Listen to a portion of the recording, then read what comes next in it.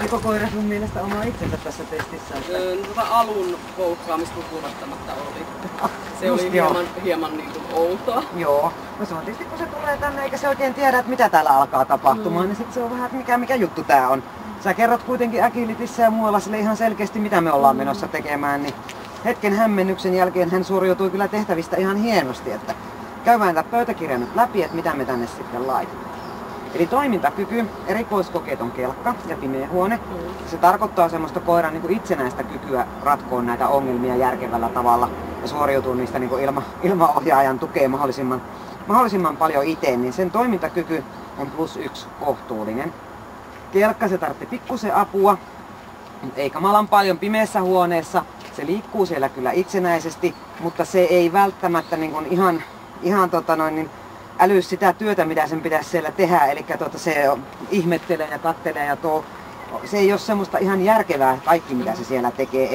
Eli saadakseen niin kuin hyvän, niin sen olisi pitänyt vähän niin kuin päämäärätietoisemmin tavallaan touhuta siellä ja olla niin kuin semmoinen pikkusen reippaampi.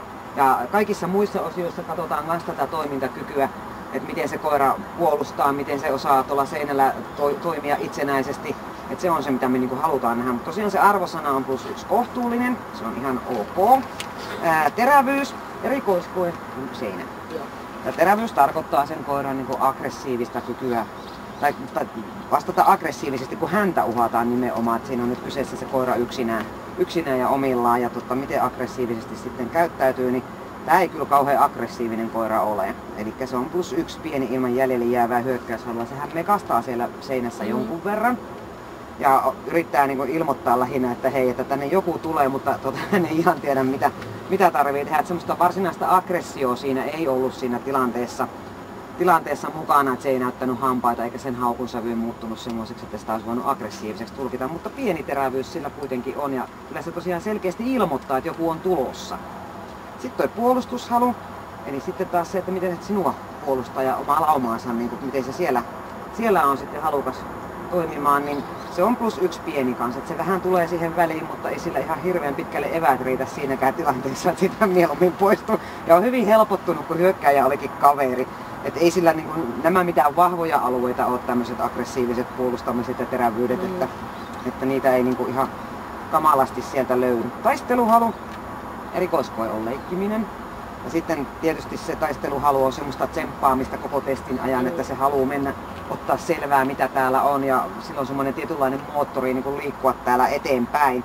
Ja se on +2 kohtuullinen. Kyllähän sen kanssa saadaan leikkiaikaan ja joka muussakin kohdassa ainahan se on menossa ja haluaa ottaa selvää näistä, mutta sitten just tosiaan, että jos ajattelee, että mikä se suuri sitten on, niin se on semmoinen, että sitä oikeasti saa niinku riepua ja repiä siinä leikissä ja pystyy uhkaamaan ja näin. Ja se on tosiaan, sillä koiralla on semmoinen raivi ja tsemppi päällä, niin ihan siihen tää ei riitä, mutta hyvä kohtuullinen se on se sen taisteluhalli. Ja se on hyvä moottori, mitä sä voit koulutuksessa käyttää ja mikäli oikein ymmärsin, niin oot sillä palkannutkin koiraa, että se on sille hyvä palkka.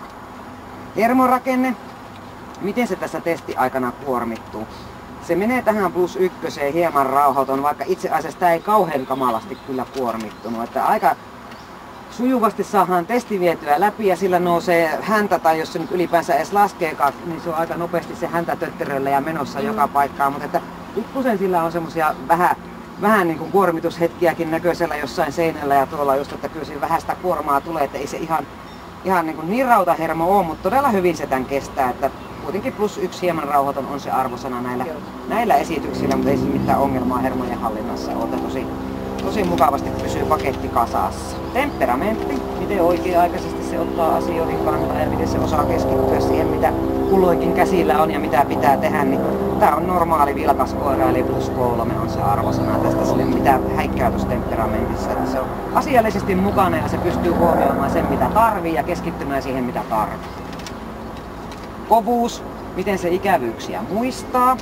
Pikkusen muistaa, mutta ei ne sitä ihan hirveästi häiritse, eli sekin on semmoinen tavallaan ideaali, kun se on tää +1 hieman pehmeä. Erittäin hyvä koulutettavuus taas on se, että kun se on hieman pehmeä, mutta se ei liikaa muista niitä. Että sä pystyt kuitenkin ilman pesäpallomailaa sitä kouluttamaan. Luoksepäästävyys, koira on joka tilanteessa hyvän tahtoinen luoksepäästävä avoin, ei missään tule mitään ongelmia vieraiden ihmisten kanssa. Sitten nuo laukaukset, niin se nyt oli sen, että korvat vähän ehkä nousi siinä ensimmäisellä, mutta melkein kuuroksi voisi sanoa, eli se on laukaus varma. Tulos on 170 pistettä plussia, eikä me teiltä mitään vähennetty, niin saat kaikki viedä ihan kotiin. Kiitos. Ole hyvä. Kiitos. Se on ihan toimiva.